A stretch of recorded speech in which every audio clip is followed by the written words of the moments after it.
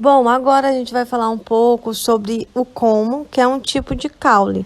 Ele vai ser um tipo de caule verde, flexível, que vai ter uma consistência herbácea, vai ser constituído principalmente por nós e entre nós, e vai ser parecido com as eschipes, que tem evidentes cicatrizes foliares, onde vão sair as gemas auxiliares. O como ele pode apresentar um tecido maciço, que é geralmente de reserva, como a gente observa a cana-de-açúcar, no milho, no sorgo, e por isso dizem que essas espécies apresentam um como cheio. Já os bambus, eles vão apresentar um como oco, fistuloso, preenchido de ar. Agora a gente vai falar sobre os tubérculos. Os tubérculos, ele é um caule subterrâneo, arredondado ou em formato de ovo. Ele é bastante entusmecido pelo acúmulo de reserva, principalmente o amido ou a inulina.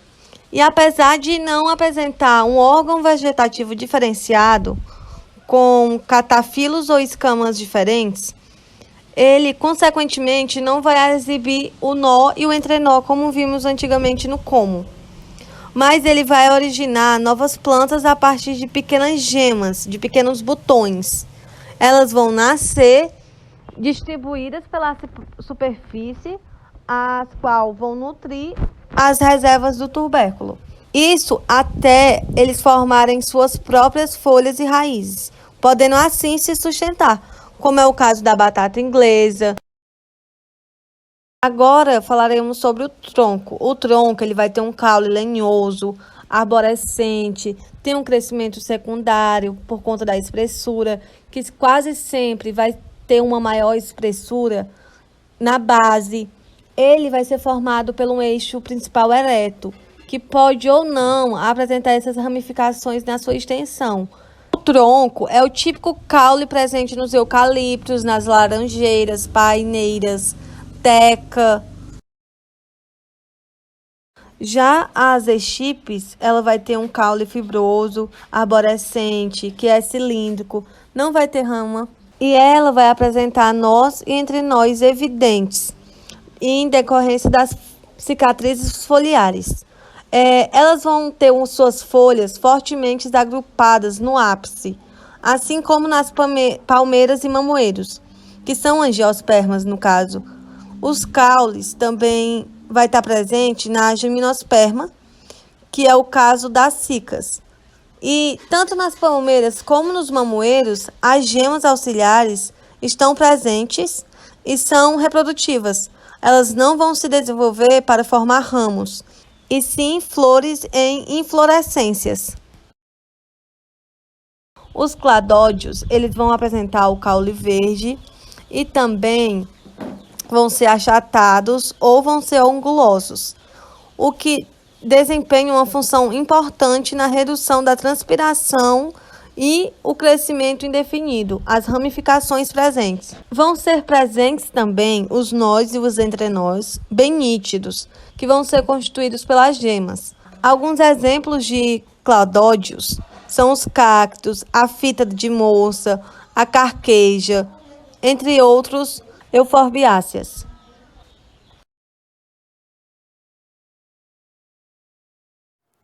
Sistemas de ramificação.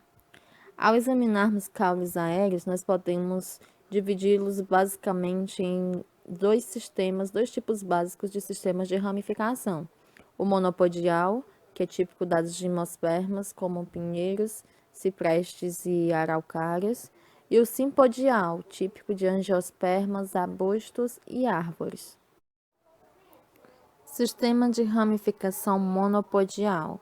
Ele ocorre devido à manutenção da atividade da gema apical durante toda a vida da planta e o seu desenvolvimento não é interrompido, o que determina a formação de um eixo principal que se destaca na planta, como pode ser observado nos pinheiros, com ramos oriundos das gemas auxiliares desse eixo, que somente entram em atividade após se distanciarem da apical, conferindo à planta uma forma piramidal comum em pinheiros e abetos, colunar em ciprestes e a forma típica da araucária, quando ela é adulta.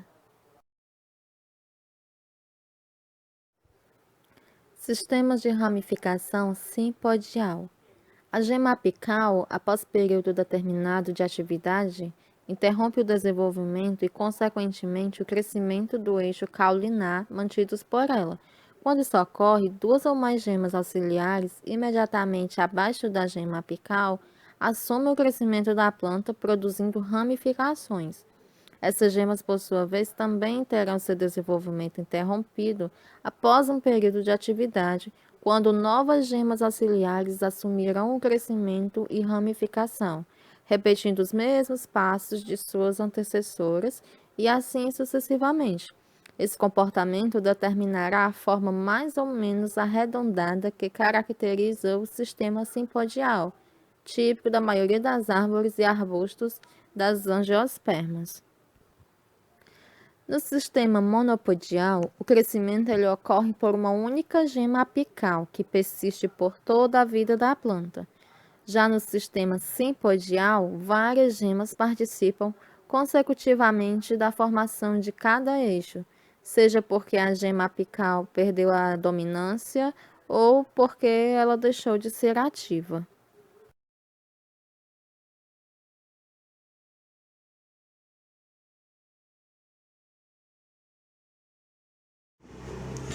Bem, com relação às raízes. Bem, temos três tipos de raízes, que são a raiz tuberosa, as raízes escória e as raízes com modificação do tipo velame. Para iniciar, a gente deve conceituar o que é uma raiz tuberosa.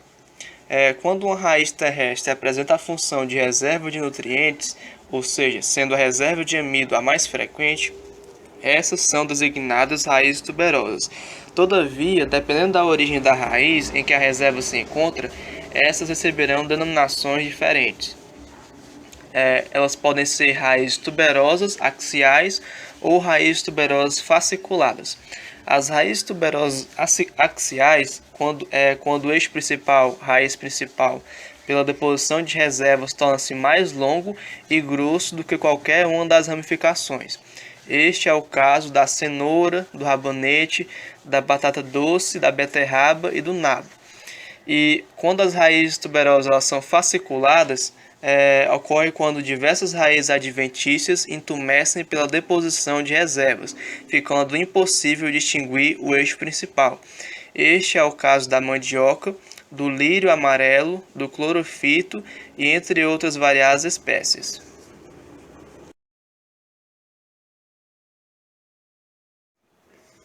Dando continuidade à designação dos tipos de raiz, nós temos as raízes escória, ou raízes de suporte. Elas são raízes adventícias que se originam nos ramos e seguem em direção ao solo, auxiliando na sustentação da planta, principalmente as de porte alto, com copa frondosa com muita resistência ao vento ou ainda em plantas fixadas em solos alagados ou muito instáveis.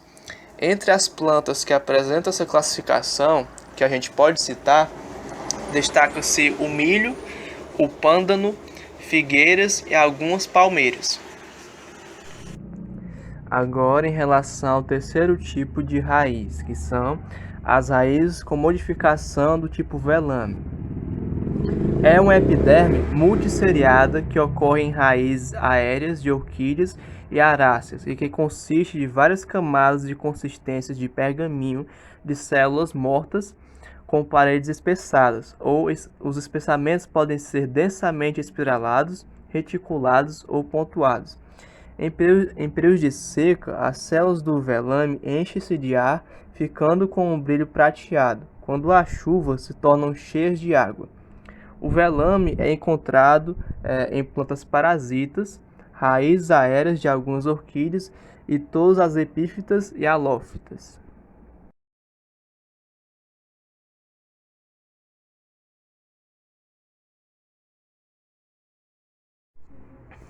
Agora, com relação à última questão apresentada no trabalho, que se refere à diferença entre raízes do tipo fasciculada e pivotante.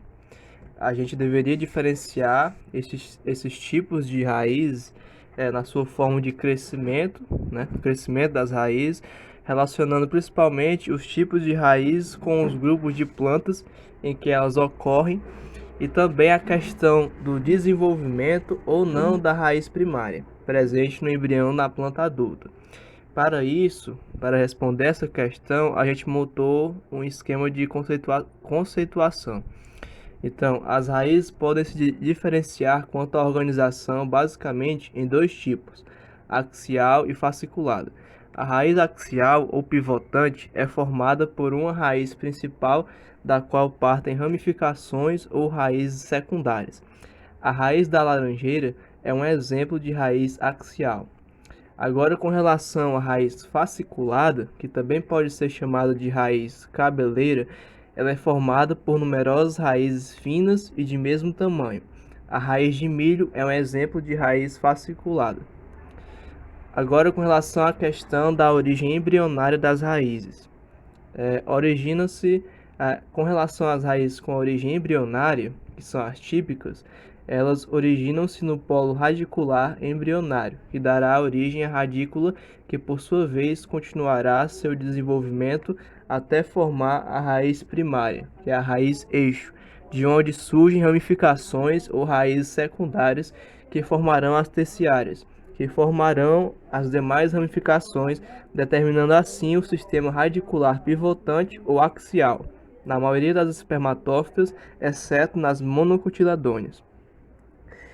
E com relação a outra questão, né, que são as raízes com origem não embrionária, que são as adventícias, essa designação é atribuída às raízes com origem a partir do caule, de folhas ou de qualquer outra parte do vegetal, que não seja a raiz primária ou suas ramificações.